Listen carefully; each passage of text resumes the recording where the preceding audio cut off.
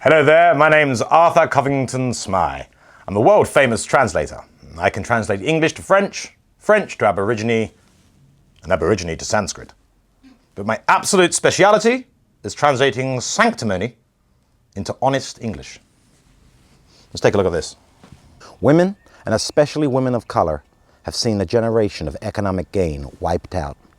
Since the beginning of the pandemic, nearly 5.5 million women in the US have lost work, and around the globe, 47 million women are expected to slip into extreme poverty. Now, we started off with quite a tricky one there. Roughly speaking, it translates as, let's take a disaster that has already torn the wealth gap between the richest and poorest wider than it ever has before, via the transfer from local and small business trade to Amazon and supermarkets. Then use it to also further deepen other societal splits, such as gender and skin colour, to really perk up the flavour of this gruesome gruel of fear and fascination. But if we work together to bring vaccines to every country and continent, insist that vaccines are equitably distributed and fairly priced. Let's use this current crisis effectively by communising as much of the free market as possible by handing over all power to an inevitably corrupt nexus of centralised control. And to ensure that governments around the globe are donating their additional vaccines to countries in need. Then we can begin to fully rebuild instead of just restoring us to where we were before.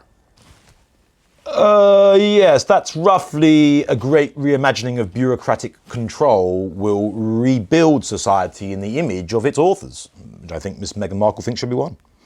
But to go further and rapidly advance the conditions, opportunities, and mobility of women everywhere. Ah, yes. Now here, she's saying, let's rapidly advance state involvement in businesses and in personal lives, justified by the ramped up hostilities between groups that have already seen hostilities worsen since state interference. My husband and I are thrilled to soon be welcoming a daughter.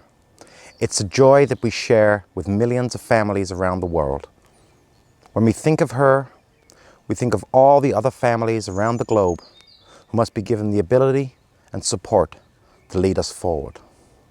It's slightly harder to get a direct translation there, but ballpark, we're talking, it is literally impossible for an average young girl to ever have the support my daughter will have, but it looks damn good to wish it were so, live on TV.